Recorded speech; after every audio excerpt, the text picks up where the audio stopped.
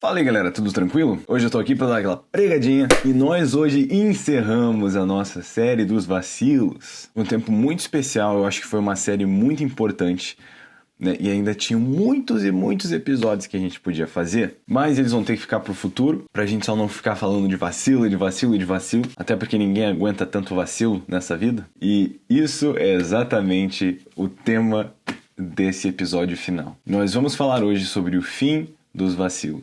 Se você ainda não assistiu os outros episódios, essa série é sobre aprender com os erros dos outros para não precisar repetir o erro na nossa vida. Se foi um erro que nós cometemos, pelo menos olhar, né, para as consequências, olhar para a restauração, para como isso foi, como esse vacilo foi na vida de alguém, pode te ajudar, né, a não precisar passar pelo pior. A ideia, o coração dessa série é aprender com quem caiu e não precisar cair para aprender. É inteligente você aprender com seus enganos, mas é sábio você aprender com o engano dos outros. E essa é uma sabedoria que você tem que levar para a vida e se atentar para as lições, né, que o Senhor te dá. Dito isso, hoje nós vamos falar sobre o fim dos vacilos.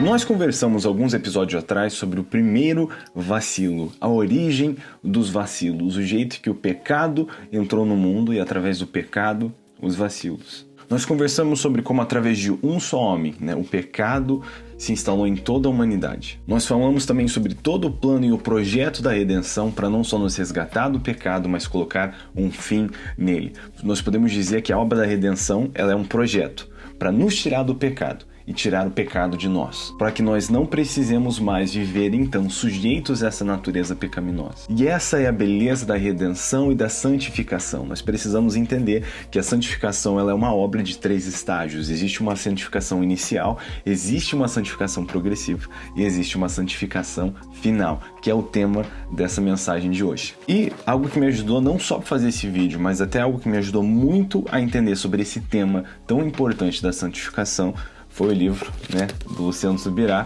O Impacto da Santidade. Se você ainda não leu esse livro, você precisa ler esse livro.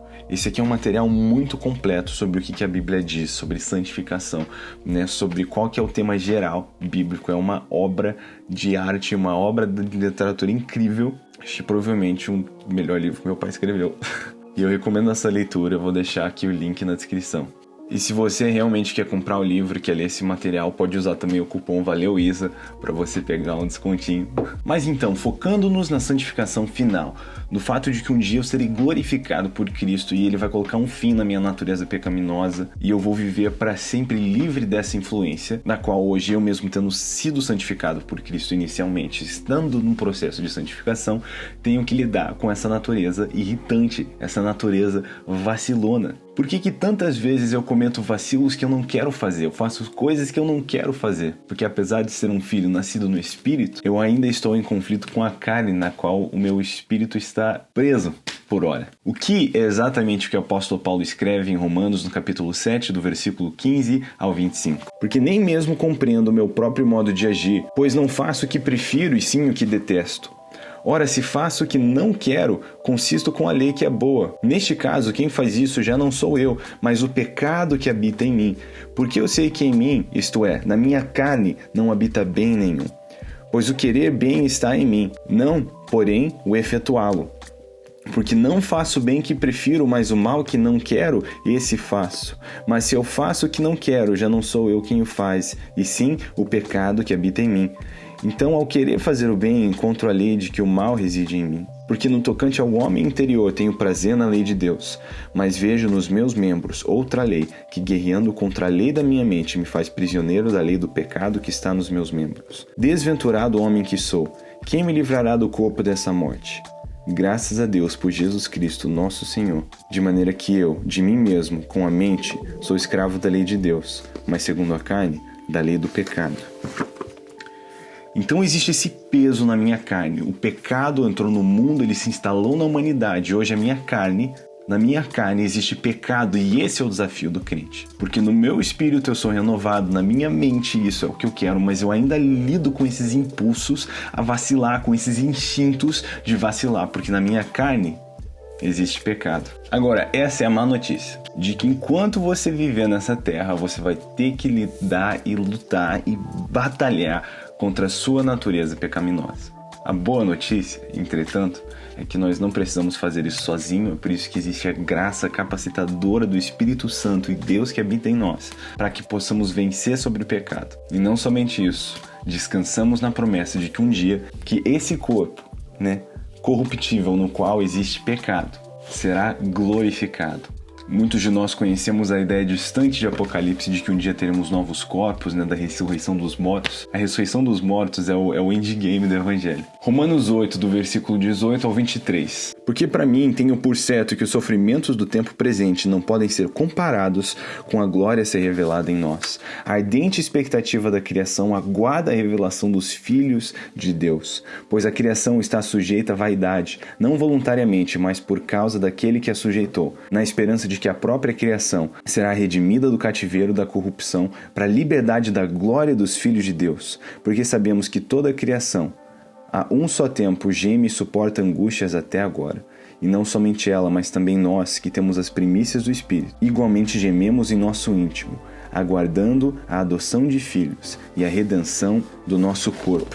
Então não é somente o meu espírito que foi redimido, a minha alma que foi redimida, mas um dia o Senhor Jesus vai redimir o meu corpo. E qual que é essa necessidade de um novo corpo? Obviamente por causa do pecado que está no corpo. E para eu não viver nessa constante batalha entre o bem que o meu espírito quer fazer e o mal que a minha carne quer fazer, nós vamos receber também do Senhor, do mesmo jeito que recebemos um bom espírito, que vem dele, receberemos um bom corpo, que não tem impulsos para o mal, mas impulsos para o bem. 1 Coríntios 15, no versículo 50. Isto afirmo, irmãos, que a carne e o sangue não podem herdar o reino de Deus, nem a corrupção herdar a incorrupção.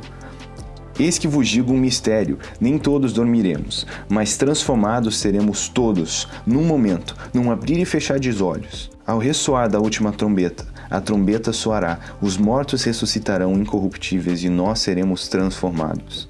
Porque é necessário que esse corpo corruptível se revista da incorruptibilidade e que o corpo mortal se revista da imortalidade.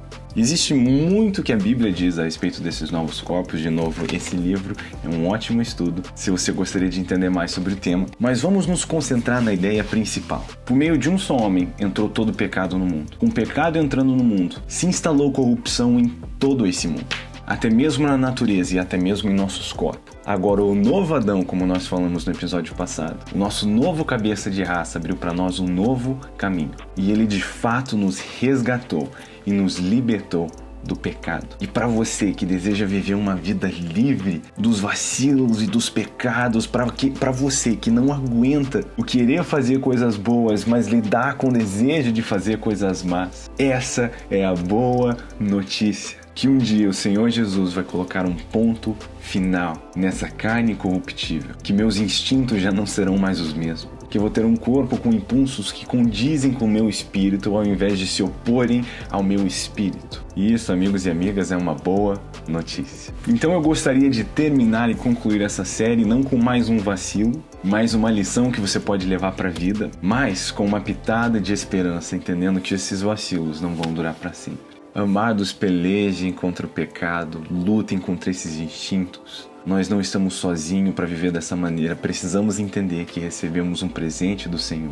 E agora estamos num processo de nos tornar cada vez mais semelhante a Ele. Mas que um dia, esses corpíceos que tanto nos atrasam vão receber um bendito upgrade. E nós não vamos mais precisar viver desse jeito. Então, para você que hoje precisa de bom ânimo para lutar contra a carne, encontre esse bom ânimo na esperança do que Jesus fez, tem feito e vai fazer por nós. Essa é a linda obra do nosso Redentor. E dessa esperança, puxe o seu bom ânimo e tente caminhar hoje como você gostaria de caminhar para sempre.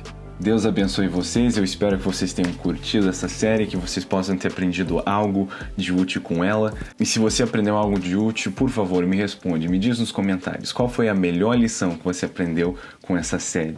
Eu quero saber também qual foi o teu episódio favorito e qual foi o vacilo que faltou a gente conversar. Beleza? Deus abençoe vocês. A gente se vê no próximo vídeo. Quarta-feira é nóis. E é isso aí. Abraço.